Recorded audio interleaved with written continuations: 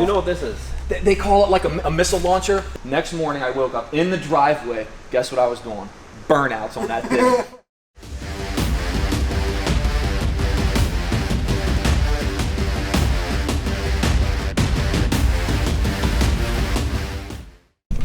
This is happening. This is the start of my Dude Perfect career. Oh, we're trying to get that's into what I was trying to get into. I was looking through a Harley Davidson dealer's website that we usually work with, and I saw they had a Suzuki B-King, and those things are crazy rare. So I called them up immediately, and I was like, yo, sell me a couple of your bikes. I threw the B-King in the mix. They told me some ridiculous number that was close to retail, and honestly, without seeing any pictures, knowing the mileage or anything, we bought it on the spot. So Harrison actually had his baby that week, and so Sean went up to grab it by himself. He loads it up, he brings it back, and he's like, dude, you'll never believe this. This bike has like 200 miles on it. I was fully expecting it, that bike with like 20,000 miles. I had no idea the mileage. We just bought it on a whim. So we did a test drive and a walk around of that bike, and I posted it online, and I think within a week, it was gone. A guy came up in the pouring down rain on his bike to buy it, bought it, gone. What's going on, guys? How you doing, sir? What's up, man? Sean, how you doing? I'm Chris. Nice to meet you. How you doing? Good to see you again, nice sir. to see you again, buddy. How you doing, man? Harrison, how you doing, Nice man? to Good to see see you. Congrats on the new baby, Thanks. man. All right, good to hear it, man. Bundle of joy. So, you're the guy who's buying the B-King. That's it. Yeah. Caleb was telling me that you already have a B-King? Yep, I have a black one. Yeah, I was a new owner back, and it was one of the when they were doing the fire sale on the B-Kings back in late '09. Yeah. I picked it up. Yep. So 40,000 miles on it now, and wow, love the bike. Yeah, I love it. Awesome. So are you gonna ride this one right away, or are you gonna? Oh yeah, definitely. What are you using this one of the Tail of the Dragon? We're doing Tail of the Dragon. I take the B-King on that every year. We do 3 trips a year, like 3 to 4 day trips.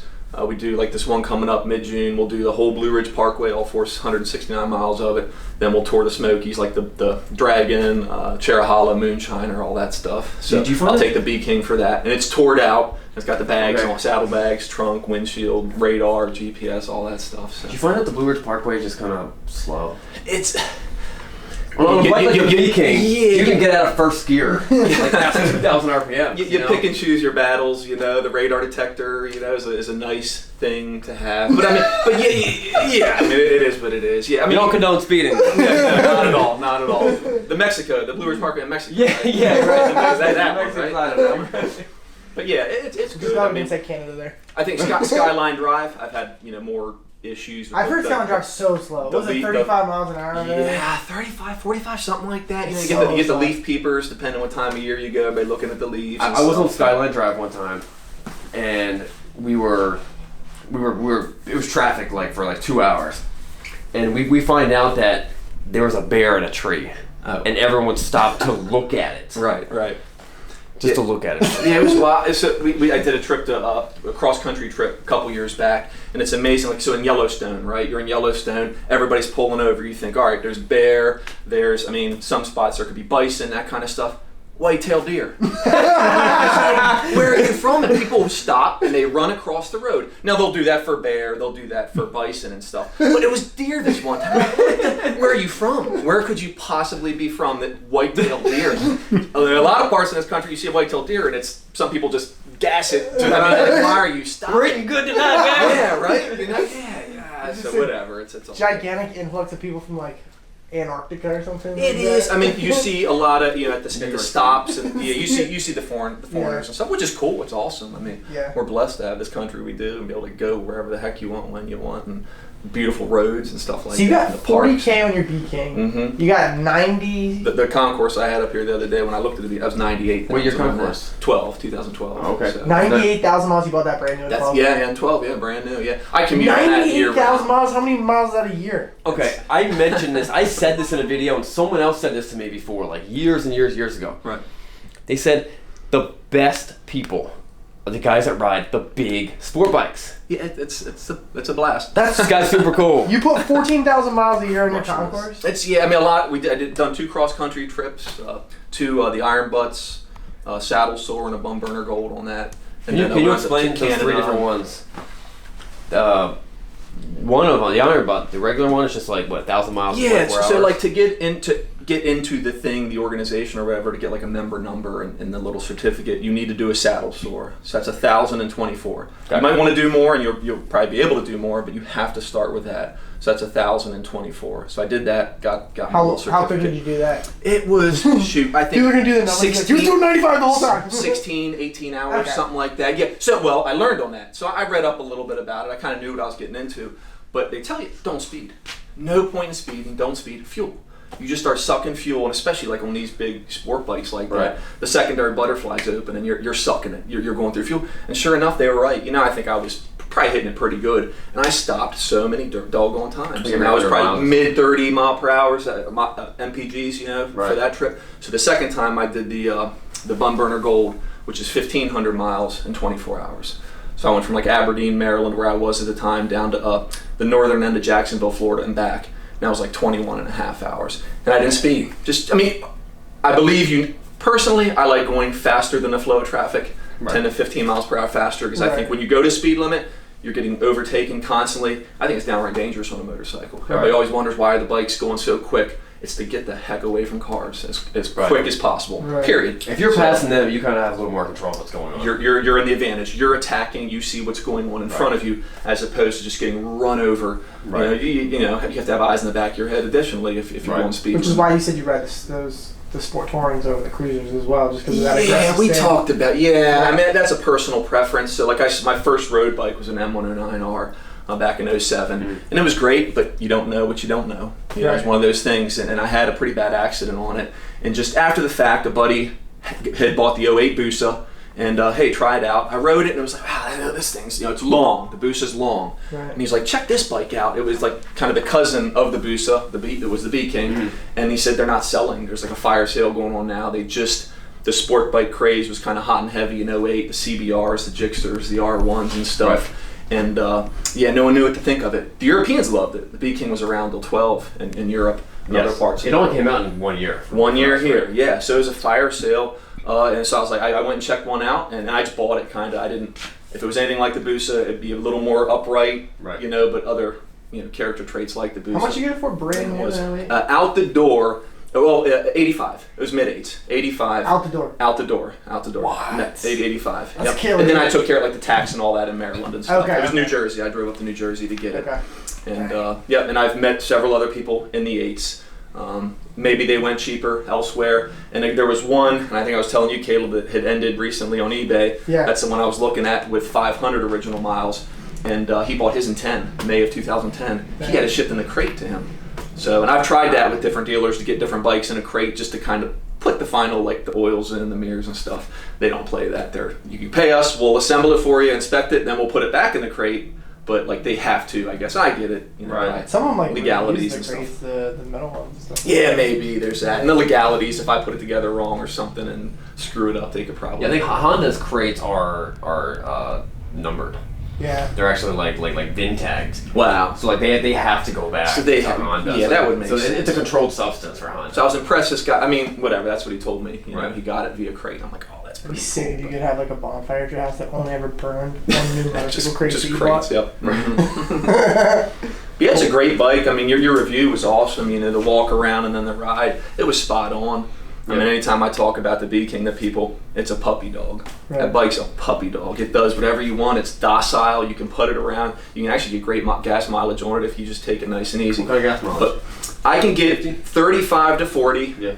Taking it easy, not too hard. If I get on it, 30 to 35. And the one, I went down, when I did that Blue Ridge trip last year with the new baby and stuff, I had to get back in 3 days as opposed to 4, which we typically take. So I was getting it each day, doing 600, 700, 800 mile days on it.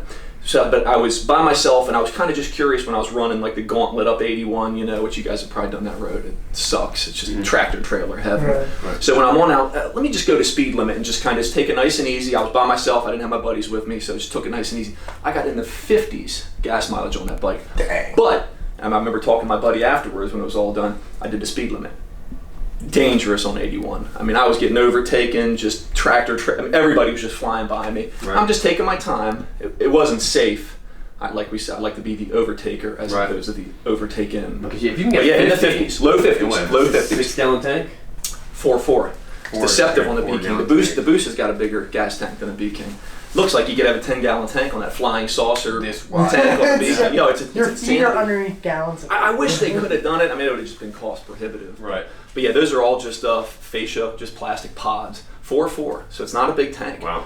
I mean, yeah, I got the Z900 RS that came out last year, and that's got a 4.5 gallon tank. So that has a bigger tank than my doggone B King does. Yeah, I know, it's weird. Someone should you should modify it to like those big. I know. Can carry fuel. That'd be totally sweet. Yeah. Like a 10-gallon fuel tank on there. Yeah. Oh yeah. Do the whole thing in one trip. Heck yeah, that'd be sweet. Like you get one of those plastic Baja Atreides one. Yeah. It's like the whole tank is just one big one. The safari tank. Yeah, definitely. That'd be cool. I mean, that'd be real neat. And then just get a catheter and just go while you're riding. Heard the stories of some of those long bike's looking cool. Put the diaper on, strap the diaper on, and just hit it. Yeah. That's crazy. But it's a great bike. But yeah, so puppy dog, just putting around.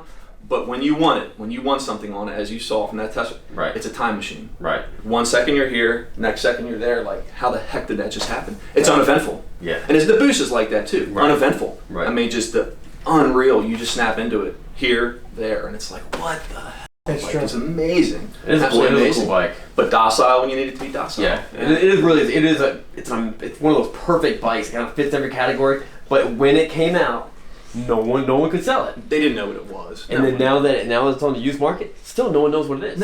Everyone was like, "What is that?" I think Caleb told me the Harley dealer you guys got it from was like, "What is this? What is this thing?" We see a blue book on it, but let's get it out of here. Right. And I get it. Yeah, sure.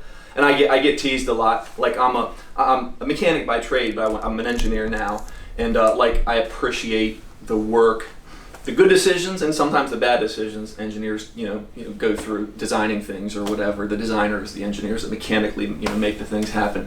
But like the B King's definitely one of those. I mean, it's a face only a mother could love on that thing. Right. And I get teased a lot. So like most of the guys get them, exhaust comes off immediately. And they say it's hideous. It looks like two big bad ears on the back. I love it. I think That's the way they designed it. That's what they wanted. So I don't change anything aesthetically on my bikes unless it's like a seat for comfort or a windshield. Right. That's it. Yeah, but I love it. But yeah, I get teased all the time. All right, I got a question for you. And someone asked me this question. I had no idea what that is. Okay.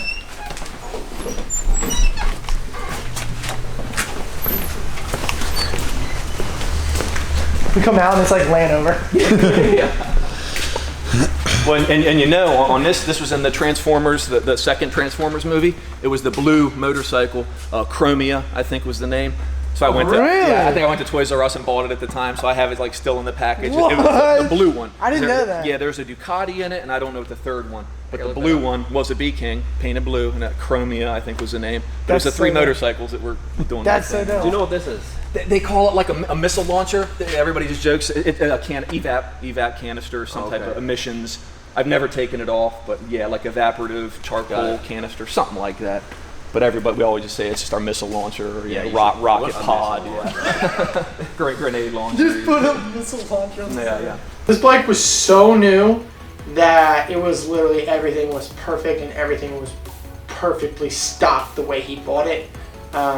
It literally, everything the tires looked brand new.